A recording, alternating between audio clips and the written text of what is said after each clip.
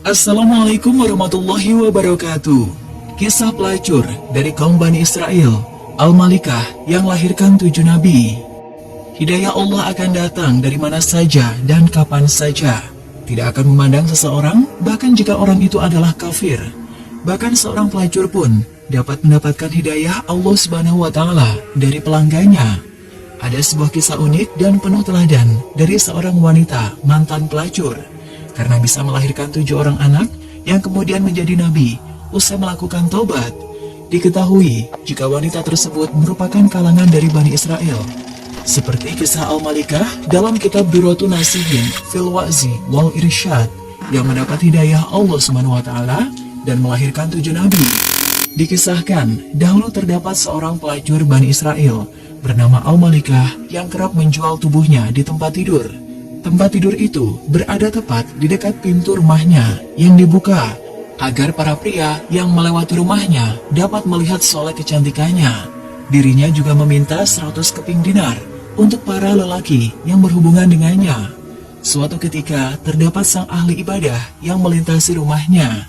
Pria tersebut tanpa sengaja memandang tubuh cantik sang pelacur dan membuat syahwat pria tersebut bangkit. Dirinya memohon kepada Allah Subhanahu wa Ta'ala untuk dapat menghilangkan syahwat yang bergejolak di dalam dirinya. Namun, meskipun ditahan, syahwat pria itu terus membara. Dirinya bahkan menjual baju tenun miliknya agar mendapatkan pundi uang. Pria itu berhasil mengumpulkan uang yang dibutuhkan untuk dapat membeli Al-Malikah. Sesampainya di rumah Al-Malikah, ia lantas membayar dan memesan wanita itu untuk dapat melakukan hubungan. Ketika pria ahli ibadah itu mengulurkan tangan untuk menyentuh Al-Malikah, hatinya langsung terguncang hebat dan merasa takut akan kuasa Allah Subhanahu wa Ta'ala. Dalam hatinya, ia merasa Allah Subhanahu wa Ta'ala tahu akan perlakuannya sekarang dan merasa seluruh amal ibadah yang ia bangun akan lenyap.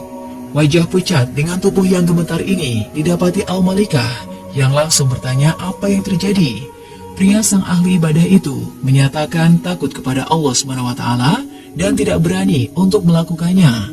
Seraya ia keluar ruangan itu dan bertaubat.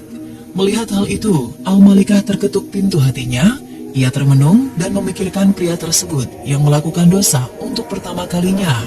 Namun diurungkan karena sangat takut akan kuasa Allah Subhanahu wa Ta'ala.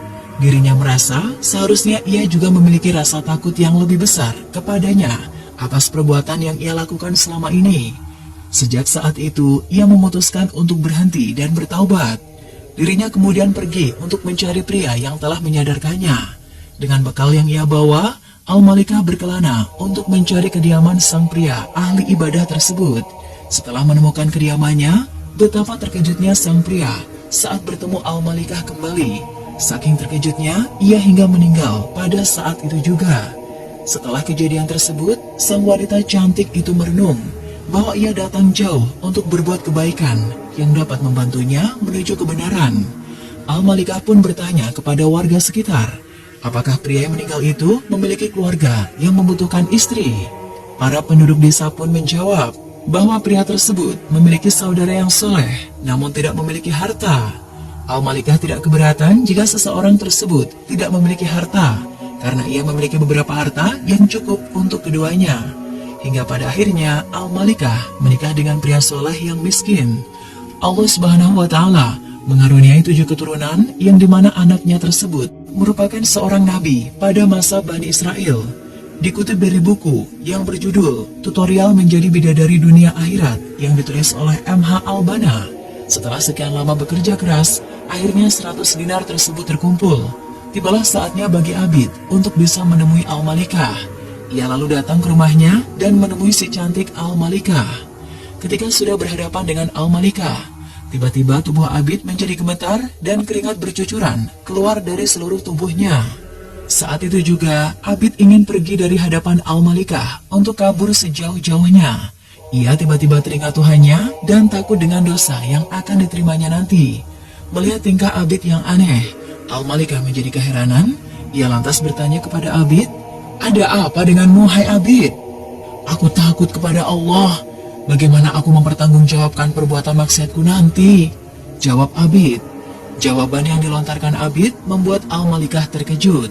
Dirinya lantas tersentuh dan tersadar berkat omongan Abid tersebut. Abid langsung meninggalkan tempat Al-Malikah secepatnya. Namun ternyata Al-Malikah malah mengejar Abid dan menghentikannya. Bukannya memaksa Abid untuk berbuat zina dengannya, Al-Malikah justru memintanya untuk menikahinya. Al-Malikah memohon kepada Abid sambil menangis. Namun Abid tetap tidak mau menuruti permintaan Al-Malikah tersebut, dan ia malah kabur untuk meninggalkan Al-Malikah. Benih-benih iman tumbuh di hati Al-Malikah. Ia lantas mencari-cari pemuda yang membuat hatinya bergetar dengan keimanannya itu ke seluruh pelosok negeri. Al-Malikah selalu mencari-cari Abid, namun ia tidak pernah menemuinya. Sebenarnya Abid tahu jika Al-Malikah selalu mencari-cari dirinya. Dengan sengaja ia memang bersembunyi dari Al-Malikah karena takut kepada Allah SWT. Saking takutnya dengan perbuatan yang pernah akan ia lakukan itu, Abid akhirnya pingsan sampai meninggal dunia. Kabar kepergian Abid untuk selamanya ini terdengar sampai telinga Al-Malikah. Tentu saja ia terkejut dengan kabar tersebut. Al-Malikah lantas memutuskan untuk bertakziah ke pemakaman Abid. Dengan kebulatan tekadnya, Al-Malikah akhirnya bertaubat dan akan kembali menuju jalan yang benar, jalan Allah SWT. Ia bertemu dengan saudara Abid yang juga memiliki keimanan yang tidak kalah dari Abid. Al-Malikah lantas memintanya untuk menikahi dirinya. Permintaan tersebut disetujui oleh saudara Abid. Keduanya lantas melangsungkan pernikahan. Lalu Al-Malikah dan suaminya hidup dengan penuh keimanan dan menjadi keluarga yang soleh. Bahkan dikabarkan, Al-Malikah menjadi salah satu wanita Bani Israel yang menjadi calon penghuni surga. Diambil dari arsip Detik Hikmah, disebutkan bahwa setelah pelacur ini bertaubat kepada Allah SWT, dia melahirkan 7 orang nabi dari rahimnya. Hidayah Allah akan datang dari mana saja dan kapan saja. Tidak akan memandang seseorang, bahkan jika orang itu adalah kafir. Bahkan seorang pelacur pun dapat mendapatkan hidayah Allah SWT dari pelanggannya. Namun, nama-nama dari ke-7 nabi ini tidak dijelaskan dalam sumber manapun. Seorang hamba mukmin jika telah berpisah dengan dunia, menyongsong akhirat, maka malaikat akan mendatanginya dari langit dengan wajah yang putih. Warna muka mereka layaknya sinar matahari. Mereka membawa kafan dari surga serta hanut, wewangian dari surga. Mereka duduk di sampingnya sejauh mata memandang.